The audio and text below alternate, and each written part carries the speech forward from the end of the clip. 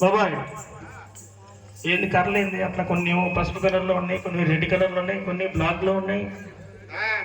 ఎందుకన్నా జమ్ము గుడిసే అందుకే అకాల వర్షాలు పట్టడం ఇక్కడ రోజులు కాబట్టి. ఏడుంది ఎక్కడుంది జమ్ము గుడిసే? అదే జమ్ము గుడిసే అంటున్నాడు. మరి ఆ రంగులేంటి చెప్పమంటున్నాను. అవి అలా ఎందుకు వచ్చినాయి? ఈ వర్షం పడినందు వాళ్ళు వచ్చినాయా లేకపోతే వాళ్ళు అలా చేసుకొని వచ్చారా? వర్షం పడినందు వాళ్ళే. మనకి ఇప్పుడు వర్షం కావడంలో వద్దా బుల్లెపై? ఎప్పుడు దాకా అంటే రేపు ఒక్కరోజు ఆగితే తర్వాత మిగతా వాళ్ళు ఎట్లయినా ఇబ్బంది లేదా? మరి ఎవరు దోడలే కదా మరి మన పని అయిపోతే చాలు. వర్షం పడకుండా ఉండాలని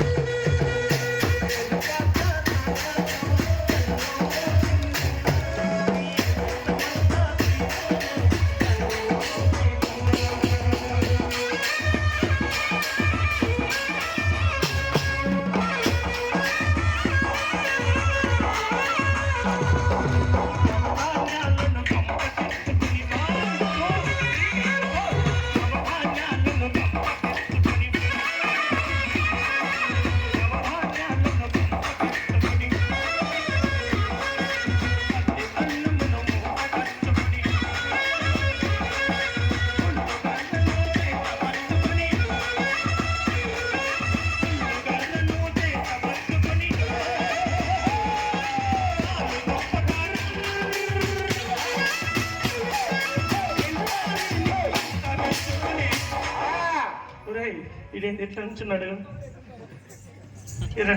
నవధాన్యాలు మూట కట్టుకొని ఇళ్ళని వెంట పెట్టుకొని ఎక్కడికి బయలుదేరారు?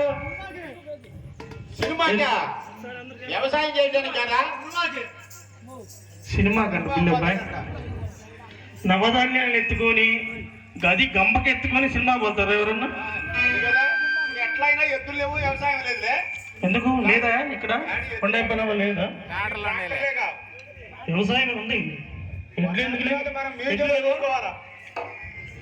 ఎలపడదాపట తెలిసే వాడు ఇప్పుడే కాదు కదా, ఇప్పుడు గంపకి ఎత్తుకొని పోయేటప్పుడు ఎలా పడితే ఆపుతుంటే ఎటు చెబుతారు? నవధాన్యాలంటే చెప్పు. శనగపప్పు, కందిపప్పు, గన్నేరు పప్పు లేదా? నవధాన్యాలు అంటే చెప్పు. నువ్వు అన్న పాపం తెలియదు కదా చాలా మంది పిల్లలకి. వాళ్ళు చెప్పారు కదా మన దేవుని. వాళ్ళకి తెలియదనే కదా నేను అడుగుతుంది. కందులు, మినుములు, రాగులు, ఆ, కొర్రలు, ఆ, ఆ. అవన్నీ నవధాన్యాలు. అలాంటి 9 రకాలు. నవధాన్యాలు 9 రకాలు. మరి ఏంది 4 పేర్లు చెప్పావు? 9 రకాలే. సరే పాపం, నెత్తి మీద గంపకెత్తుకొని అలా ఎంతసేపు ఉంటారు? చల్లాలి కదా. రెడీ. ఈ